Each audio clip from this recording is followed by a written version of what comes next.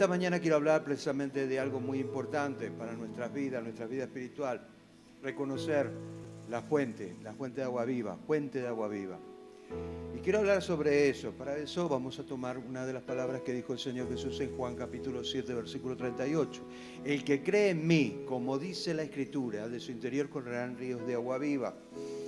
Para poder entender la palabra de Dios, para poder entender las palabras que Jesús dijo, primeramente tendríamos que darle significado a la fuente. ¿Qué es la fuente? ¿Qué significa fuente? Fuente en todos los términos, ¿cierto? En el término eléctrico hay una fuente, ¿no es cierto?, donde se distribuye toda la corriente, ¿no es cierto? También fuente puede ser un manantial, puede ser cualquier otra cosa, ¿no es cierto?, que represente un lugar donde se origina. En este caso sería la fuente de agua viva.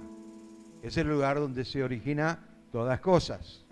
Pues se le dice, Jesús toma como ejemplo la fuente, precisamente porque representa la vida, más en Medio Oriente, donde el agua es escasa.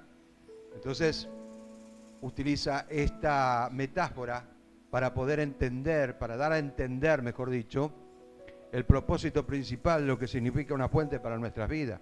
Y obviamente lo que significa para nosotros tiene que ser algo muy importante. Es algo donde brotan todas las cosas, ¿no es cierto? Llámese como se llame. En este caso, fuente de agua viva. La intención de Dios en sus planes es ser fuente en el origen de la vida. Si vos a Dios no lo reconoces como la fuente, el origen de la vida, entonces Dios para vos no existe. Quiero que se entienda. Entonces, cuando nosotros empezamos a entender de que le damos verdaderamente significado, el significado que Jesús le estaba dando precisamente a la palabra, que era la manifestación, el rema, en sí mismo, porque Él es el autor y consumador de la palabra. Amén. Él es el alfa y el omega, el principio, el fin, ¿no es cierto? El creador de la palabra, y que inspiró la palabra, porque dice la palabra de Dios que los profetas que profetizaron en aquel entonces indagaron diligentemente, escudriñando qué persona y qué espíritu indicaba el Espíritu de Cristo que moraba en ellos. O sea que del Antiguo Testamento nosotros podemos ver que la palabra de Dios es la fuente. Nosotros podemos ver que representa a Cristo. Nosotros podemos ver, ¿no es cierto?, el propósito de Dios. Ahí entendemos, ¿no es cierto?, que tiene que ser algo muy importante para nuestra vida para poder, ¿no es cierto?, ser también parte de esa fuente. Fuente donde se origina todas las cosas, no donde se origina el lío, el problema, la dificultad, las circunstancias malas, negativas o como quieras llamarle, sino es algo, ¿no es cierto?, que produce vida. ¿Ok? Entonces, Él es el origen de la vida que sacia a la persona, cosa que rechazaron. El pueblo de Israel rechazó. Y dice Jeremías capítulo 2 versículo 13, porque dos males ha hecho mi pueblo. Me dejaron a mí fuente de agua viva y cavaron para sí cisternas rotas que no retienen agua. Dos cosas hicieron. Cavaron para sí significa hacer tu propia voluntad. Cavar para sí significa de que tus objetivos, tus proyectos, si no están dirigidos por el Espíritu Santo, si no es ordenado por Dios, vendría a ser como una cisterna rota, ¿no es cierto?, que llegado el momento, al no tener sustento espiritual, obviamente esa agua que es derramada sobre esa cisterna, porque era precisamente para eso, para un tanque de agua, se derrama, no te sirve. O sea, lo que habla es categórico, directo, ¿no es cierto? Todo lo que no proviene de la fuente principal no te sirve. Porque ¿de dónde alimentas tu vida? ¿De dónde se alimenta tu espíritu? Tiene que ser de una fuente que dé la corriente que necesita tu espíritu para ser alimentado. Entonces, obvio, cuando hablamos de manantial de vida, estamos hablando precisamente de los propósitos de Dios, los propósitos de Dios que se tienen que ser manifestados en nuestra vida, que tiene que tener, ¿no es cierto?, una dirección, un norte donde verdaderamente podamos centrar nuestra vida, tener una vida cristocéntrica, donde el Señor sea nuestro cetro, nuestro rey, se siente, ¿no es cierto?, en nuestros corazones para gobernar nuestra vida, y nosotros podamos ser la manifestación de Dios acá en la tierra. Dejar que el Espíritu Santo siga manifestando su poder y su gloria es más que importante para que nosotros podamos crecer espiritualmente y le demos el lugar que se merece.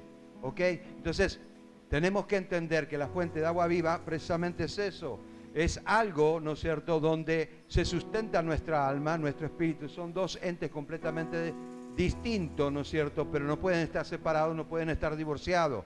La única manera de separar el alma y el espíritu es la muerte, ¿no es cierto?, que separa, pero en la resurrección el espíritu vuelve al alma, el alma resucita y es transformada. Ahora escuche, eso es otra historia, pero quiero darle a entender, ¿no es cierto?, que se alimenta nuestro espíritu como nuestra alma. Nuestra alma se alimenta del conocimiento de la persona de Dios, manifestando, ¿no es cierto?, en nuestro espíritu lo que es el rema de la palabra, la manifestación de la palabra. Cuando nosotros empezamos a entender y comprender de que la palabra en Él es precisamente la vida misma que se manifiesta en nosotros, le hacemos real a Dios, le hacemos real a Dios. Por eso es que hay mucha incredulidad, porque no entienden, no le dan el primer lugar, no comprenden, no solamente eso, sino no creen en la fuente de agua viva, no creen, ¿no es cierto?, de que Dios puede ser la fuente de agua viva y que se quiere manifestar en nuestra vida. Y es por eso que está mucho en la incredulidad. ¿Será? ¿Será que voy a recibir? ¿Será que voy a ser sano? ¿Será que Dios me va a sustentar? ¿Será esto? ¿Será lo otro? Si vos pudieras entender que la fuente de agua viva también es la fuente que puede restaurar no solamente las circunstancias, sino tu vida, tu matrimonio, tu trabajo y todo lo que te involucra dentro del campo de tu vida, entonces vas a comprender que la transformación del ser humano radica en el alimento que estás consumiendo. ¿Como fuente de agua viva? ¿Como fuente de agua viva? Ok, entonces, para esto será que la fuente es la plenitud de Dios y su expresión. Eso es lo que Jesús quiso decir. Y eso es lo que le dijo a la mujer samaritana.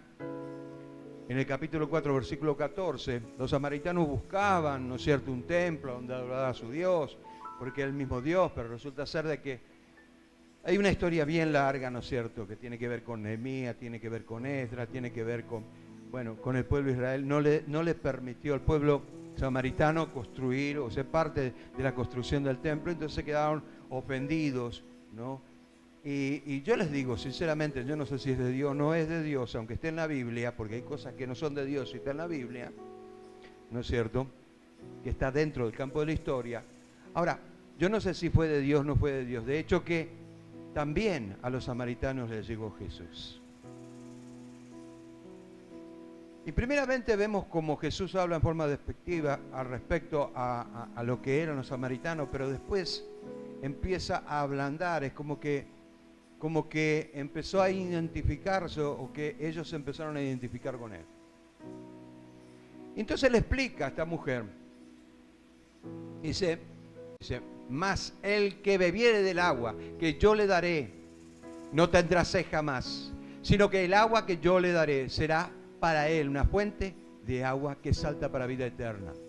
O sea, como dando a entender, no tenemos donde adorar a Dios, pero hay algo dentro tuyo, ¿no es cierto?, que también tiene que permitirle que se manifieste. El mismo Espíritu Santo que estaban los judíos era el mismo Espíritu Santo que están ustedes, samaritanos. Es el mismo Dios el cual lo adoramos, pero no necesita precisamente una iglesia para adorar a Dios. Con tu vida Él quiere que vos le adores. Claro que es imprescindible que nosotros nos congreguemos, porque es la manera de manifestar el cuerpo de Cristo, y Dios se manifiesta en forma colectiva a través del Espíritu Santo, haciendo milagros, prodigios y maravillas. Pero en forma individual nosotros seguimos siendo iglesia, no podemos estar exentos de la iglesia, porque nuestro templo es nuestro cuerpo, y donde estemos está la iglesia y el reino de Dios.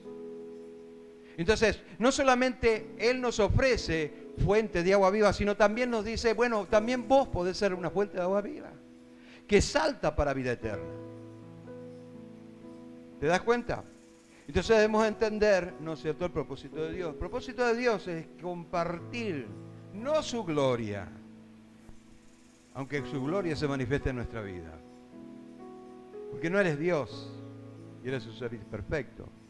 Pero sí, parte del gozo y la alegría de poder decir, bueno, yo he experimentado que Dios es real, que me llena de gozo aunque las circunstancias sean adversas, aunque las circunstancias y aunque la vida y aunque el ser humano y aunque todo el mundo esté patada para arriba, yo estoy gozoso en el Señor. Amén. Entonces, debido a que Dios tiene un propósito, es imprescindible que Él sea la fuente de agua viva para la iglesia. Y dicha posición tiene como meta producir ¿qué? El complemento de Dios. ¿Cuál es el complemento de Dios? ¿Cuál es el complemento de Dios? O sea, tiene un propósito el Señor, que quizás se está revelando a medias hoy en día, pero el producto final, la conclusión, es su novia, la iglesia. Cuando Cristo venga en gloria, el Apocalipsis no es correlativo, así que el capítulo 19 va aparejado con el capítulo 5 y 4 de Apocalipsis, y no vamos a dar un estudio de Apocalipsis, aunque me encantaría, pero quiero dar a entender esto. Mientras que en la tierra los juicios de Dios han derramado, cuando venga el arrebatamiento, el Señor tiene propósito para la iglesia. La iglesia es la novia del Señor, va a pasar a ser la esposa. ¿Para qué? Para que gobierne junto con Él la tierra. Después que terminen los juicios de Dios acá en la tierra, viene la guerra del Armagedón, se establece el milenio, y vos y yo, como iglesia, gobernaremos la tierra si hacemos las cosas como corresponde.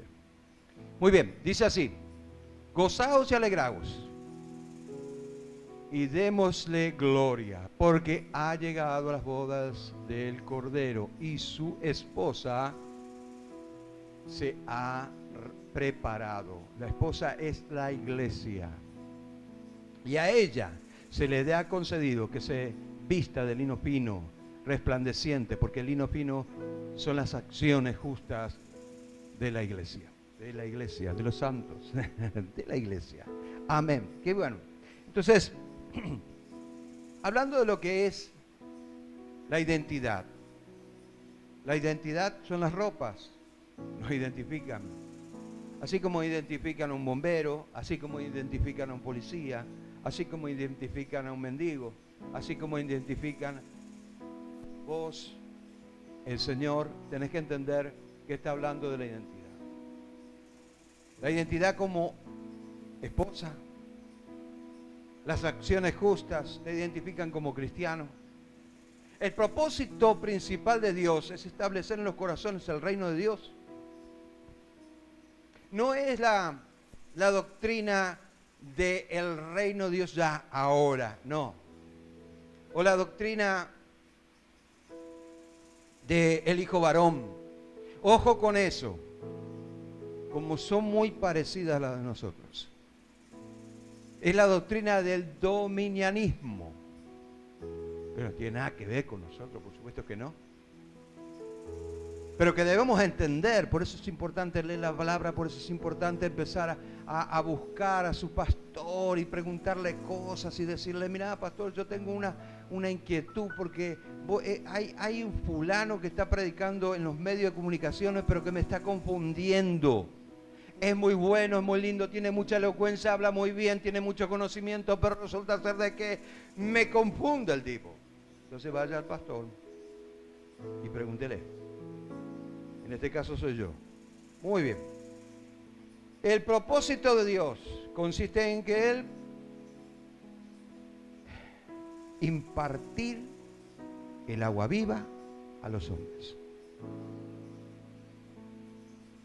Que nosotros, o sea, la iglesia, imparta agua viva. O sea, es algo que te tiene que servir. Obvio, pero si vos se lo permitís al Señor, porque todo está bajo la dirección no solamente del Espíritu Santo, sino de la decisión que vos puedas tomar en tu vida. Si vos tomaste malas decisiones, ¿no es cierto? Bueno, ¿qué vamos a hacer?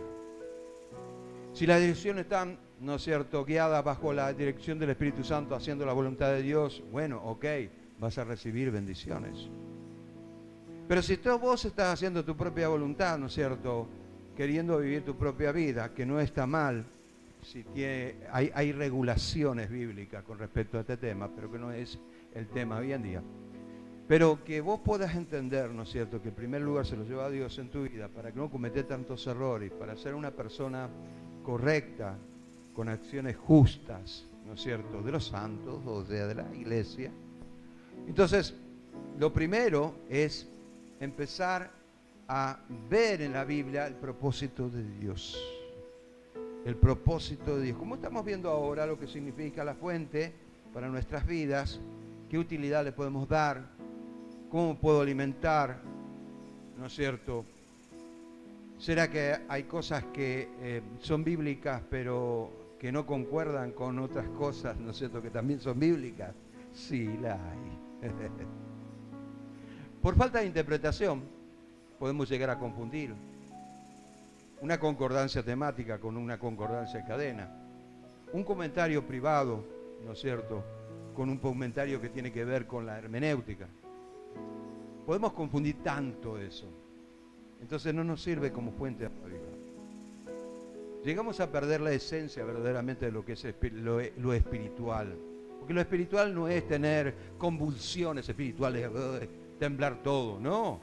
O hablar pavadas, ¿no es cierto?, y decir que son lenguas angelicales. Por supuesto que no. No tiene nada que ver. Lo espiritual se manifiesta cuando nosotros empezamos a entender que las acciones justas son producto de haberse alimentado de la palabra de Dios, que era la fuente de agua viva. ¿Entendiste? Ok, muy bien. Entonces, esto produce un nuevo nacimiento. ¿Qué es el nuevo nacimiento? Es empezar de nuevo.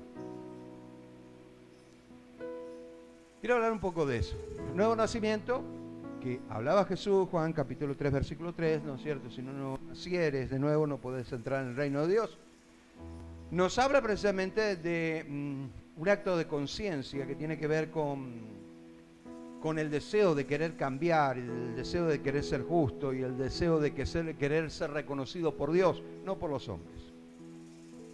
¿Ese es el nuevo nacimiento? Claro que sí. No es algo místico, no es algo que digamos, el Señor me va a renovar, me va a cambiar mi cerebro, los ojos, yo voy a ver de otra manera, voy a caminar de otra manera, voy a hablar de otra manera y voy a comer de otra manera. No. Sino que es un acto de conciencia. Por eso que muchos no cambian, porque están esperando algo, ¿no es cierto?, místico, algo que se manifieste de lo alto, ¿no es cierto? Y yo les aseguro que si no se rompe el techo, no se va a manifestar nada. Porque no es así. Yo creo en lo espiritual, yo creo en lo sobrenatural, yo creo en la manifestación del Espíritu Santo, pero también creo que tiene que haber cambios. Un nuevo nacimiento, obviamente, ¿no es cierto?, es cambios de vida. Entonces ahí empezamos a entender el propósito de Dios. Nuevo nacimiento con miras a ser la expresión de Dios en la tierra. Pero ¿no era nada más que tengo que nacer de nuevo? No. Vos estás incluido, no estás excluido, estás incluido en los propósitos de Dios. Y te guste o no te guste, estás incluido, tenés dones, tenés ministerio, nada más que lo tenés que descubrir. Seas incrédulo, musulmán, testigo de Jehová, católico, quien seas, no importa. Ya lo tenés, desde el vientre de la madre. Como dije la otra vez, el cristianismo, no hay mucho cristianismo, el cristianismo es uno solo, con la diferencia de que cada uno predica lo que a bien se le canta. Y enseña lo que bien se le canta. ¿Te das cuenta? Pero no enseña la palabra de Dios. No hay una responsabilidad ética que tenga que ver con la teología o que avala con la teología. Entonces, obviamente, expresión de Dios cerca en la tierra, cero.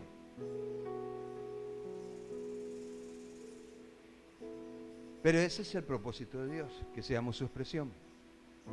Que donde vayamos podamos predicar a un Cristo que vive y reina en nuestros corazones, no algo fabricado, no porque, a ver, porque la Biblia dice esto, porque la Biblia dice lo otro, porque la Biblia, para un cachitito, ¿lo viviste vos a Cristo? ¿Te hizo real tu vida?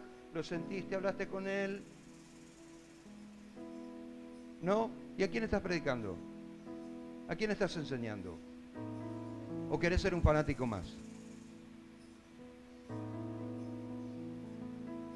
Mire, si fuera así, yo me bajo de este lugar, dejo la iglesia y me voy a trabajar en lo que yo sé y que voy a ganar mucha plata, pero mucha plata.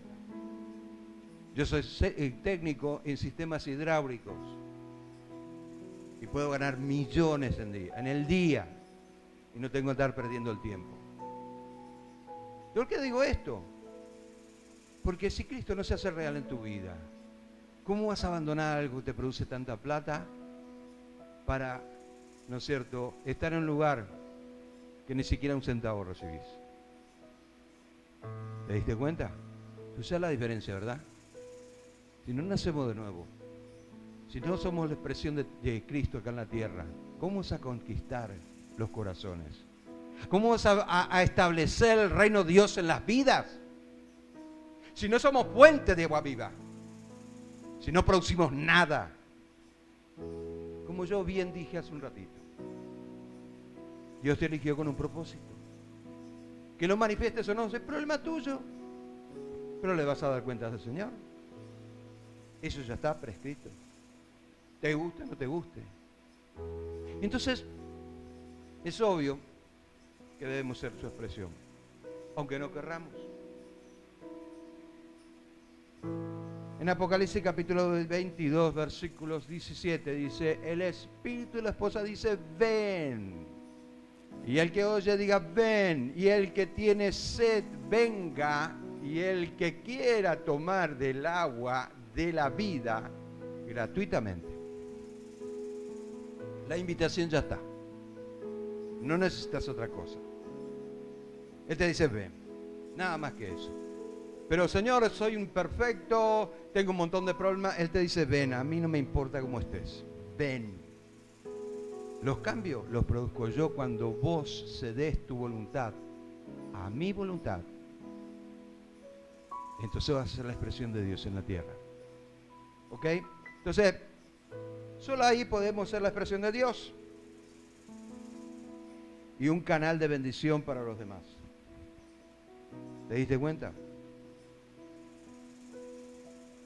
La intención de Dios es ser el todo para sus escogidos. O es el todo o no es nada.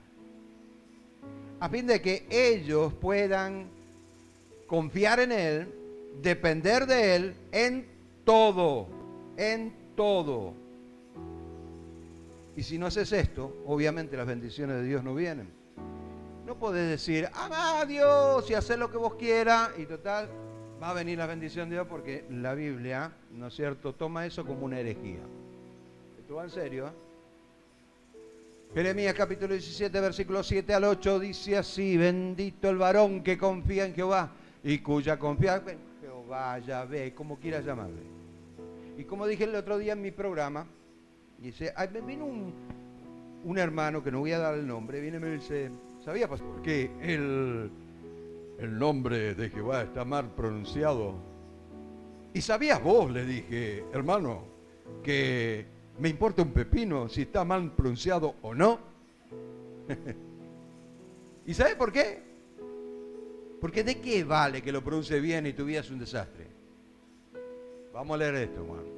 Bendito el varón que confía en Jehová y cuya confianza es Jehová, porque será como árbol plantado junto a agua que junto a corriente echará raíces y no verá cuando viene el calor, sino que su hoja estará verde en el año de sequía. No se fatigará ni dejará de dar fruto. Qué tremendo. ¿Será por eso que dijo el Señor Jesús, por los frutos los conoceréis? ¿Será por eso? Porque Él es la palabra. O sea que la palabra, que Él dice que Él es la inspiración de la palabra, el mismo que inspiró el Espíritu Santo y plasmó a Él, ¿no es cierto? Lo plasmó en palabras, lo plasmó a Jesús en palabras. Bueno, ahora, la intención de Dios es compartir con el hombre la satisfacción de ver resultados en su vida, de transformación, de modo que el hombre pueda sentir que le está agradando a Dios. ¿Vos sentís que le está agradando a Dios? ¿Por qué será que el autor de la carta a los Hebreos dijo en el capítulo 11, versículo 6, dice que el que se acerca a Dios tiene que creer que le hay, porque sin fe es imposible agradar a Dios? ¿Será que tiene que ver con la fe? Claro que sí, por supuesto, porque la fe es la única sustancia que te acredita a entrar en el mundo espiritual. No hay otra manera, no hay otra forma, no hay otro fetiche. Y ahí entendemos muchas cosas, ¿no es cierto? Amén. ¿Estamos agradando a Dios como iglesia, en forma personal o en forma colectiva? ¿Estamos agradando a Dios? Pues así es así, Dios se va a manifestar. Escuche lo que dice la palabra de Dios. Y no haciéndose de la cabeza, en virtud de quien todo el cuerpo, está hablando de la iglesia, nutrido y unidos por las coyunturas, unanimidad y ligamentos, crece con el crecimiento que da ¿quién? Condorito. Que da Dios. Amén.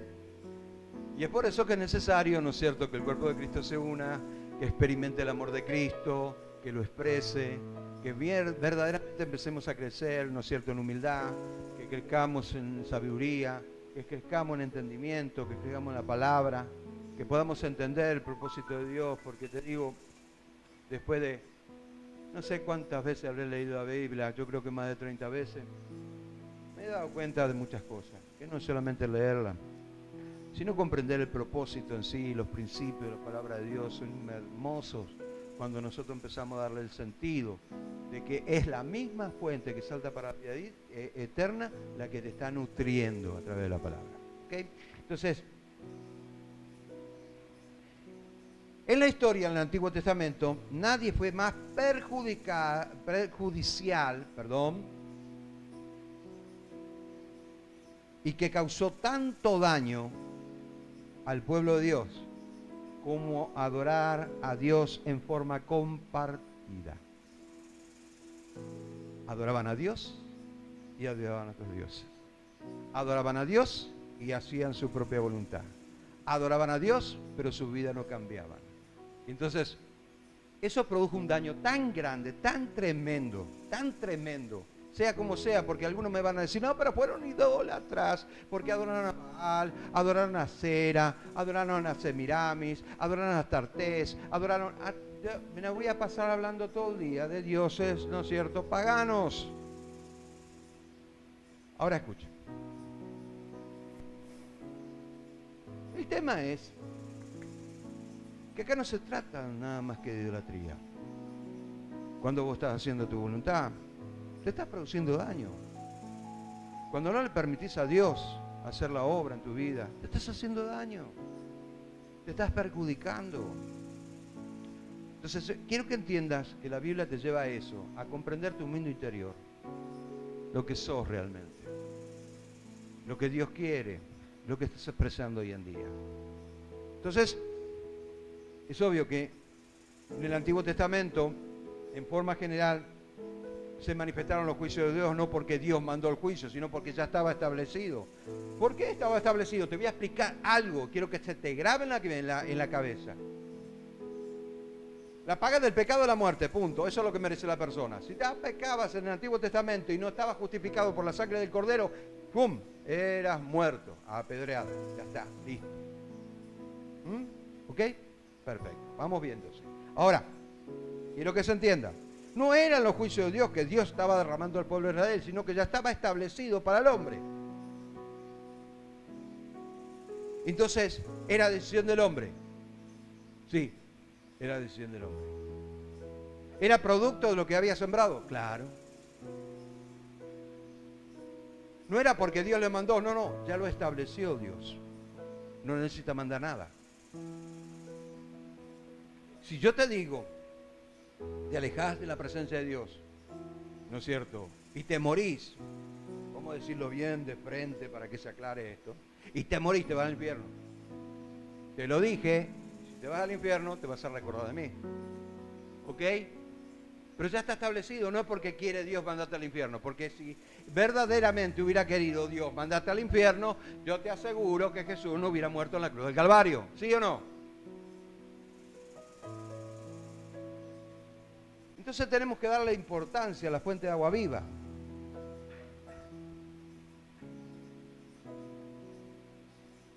Como ejemplo siempre el pueblo de Israel, un ejemplo espiritual de obediencia y de desobediencia. Y acá vemos un ejemplo de desobediencia. Dice así: así dijo Jehová, paraos en los caminos, mirad, preguntad por las sendas antiguas, cuál sea el buen camino, y andad por él, y hallaréis descanso para vuestra alma. Mas dijeron, no andaremos. ¿Qué pasó acá? Es muy sencillo. Él les estaba aconsejando, diciendo, bueno, fulano, si las cosas te salen mal, pará un poquitito, sentate y medita por qué está mal. ¿No será que vos lo estás haciendo mal? ¿No será que estás fuera de mi voluntad? Pará un cachitito y retoma el camino para que te vaya bien. Porque ese es mi deseo, dice el Señor. No mi deseo también es ese, pero yo no me estoy poniendo en el lugar del Señor. Pero para que vos puedas entender, perdóname, Señor. Entonces, es como que me pongo en el lugar del Señor y le digo, fulano, escuchame una cosa, este es el camino, medita un poquito, pará un poquitito. Yo no te voy a decir todo lo que tenés que hacer, por supuesto que no, porque el cambiar te pertenece a vos, no me pertenece a mí. Yo te muestro el camino, pero si vos caminás obediente, la transformación del Espíritu Santo viene como consecuencia de una persona que desea los cambios. Y ahí entendemos. Pero ellos dijeron, no en forma de palabras, sino de hechos. Dijeron, no andaremos. ¿Cuántos son los que dicen, yo hago de mi vida lo que quiero? Está bien, hacer lo que el Señor no te va a impedir que vos quieras hacer de tu vida lo que vos querés. No te lo va a impedir. En absoluto. Hacé lo que vos quieras de tu vida. Decí lo que vos quieras de tu vida. Decí inclusive malas palabras. No hay ningún problema. Dios te deja. Pero atendé. No es que Dios va a mandar juicio en tu vida. Pero ya está establecido el castigo. ¿Entendiste eso? O te lo repito de vuelta. Ok. La vida es el contenido de Dios. Por eso es que muchos confunden la teología que dicen, no, Dios es amor, no puede haber castigo, no puede haber infierno. Por supuesto que Dios no quiere eso, claro que Dios no quiere eso, pero ya está establecido. Y si Dios estableció algo, Él no es hombre para que mienta, ni hijo de hombre para que se arrepienta. Muy bien. Entonces, la vida es el contenido de Dios. Y lo que fluye es el contenido de Dios. Es su propio ser. Lo que fluye de Él debe ser absorbido y compartido. Es por eso que Jesús dijo, de gracia recibiste, de gracia también tenés que dar. Cómo fluye la vida en nosotros. Qué lindo. Apocalipsis 22:1. Después me mostró un río limpio de agua viva, resplandeciente como cristal, que salía del trono de Dios y del Cordero. ¡Qué hermoso! ¿Será que podemos ver eso? Claro que sí. La esperanza, la fe, la visión que vos tengas de estas cosas que Dios te ofrece va a hacer que lo hagas real en tu vida.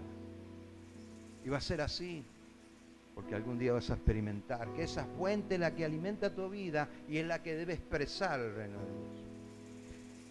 La vida de Cristo que viene o que vive en nosotros se expresa en nuestro diario vivir. En nuestro diario vivir. Es por eso que no podemos tener doble cara, no podemos ser tomamos coin. Doble cara no. O somos o no somos. Y si somos imperfectos, obviamente, pero tenemos el deseo de querer cambiar. Y eso va evolucionando en nosotros una nueva criatura. Eso se llama nuevo nacimiento. Filipenses. Es por eso que lo comparo a Pablo cuando dice estas palabras. Porque para mí el vivir es Cristo y el morir es ganancia. Como explicándole a la iglesia de Filipo, mirá, esto es así para mí. Y tanta es la seguridad que si me muero hoy, yo ya sé dónde voy a ir. Porque yo mismo he visto esos ríos de manantiales de vida que salían del trono de Dios. La vida es el Espíritu Santo. Y acá voy a romper algunos tabúes. El Espíritu de verdad, el cual el mundo no puede recibir porque no le ve. Ay, ay, ay, ay, ay. Dice, no le ve. Pero ¿y cómo? Si no puede recibir porque está en el mundo, ¿cómo lo va a ver? ¿Sabe por qué? Porque la fe no consiste en ver para creer, sino en creer para ver. Por eso el mundo no le ve, ni le conoce, porque no hay una relación. Dios quiere relación, no quiere religioso, quiere relación. Aunque, obviamente, vuelvo a repetir, como dije en las otras reuniones, Dios no aborrece a los religiosos, les ama tanto como a vos, pero no busca religiosos, sino una relación. Pero vosotros le conocéis, está hablando de aquellos que tienen esa relación. Porque mora en vosotros, o sea, siendo templo del Espíritu Santo, como dije al principio, nosotros somos iglesia en forma particular y en forma general, en forma colectiva, se manifiesta el Espíritu Santo, porque de dos maneras se manifiesta el Espíritu Santo. En forma personal, nos guía, nos concede, nos regenera, y en forma colectiva nos fortalece y hace milagros, prodigios, maravilla. ¿Ok? ¿Hasta ahí entendiste bien? Porque mora en vosotros y está en vosotros, como asegurando. Bien, Dios desea que lo tomemos a Él como la fuente original de nuestras vidas y de nuestro ser. Amén. Y por último, con esto quiero terminar, ya estamos terminando. Dice el salmista David, me lo imagino a David con la lira,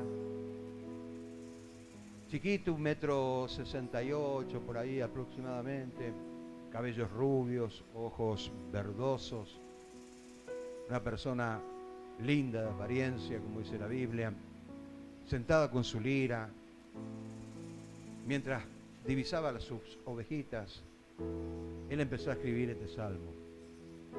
Porque contigo está el manantial de vida. En tu luz veremos la luz.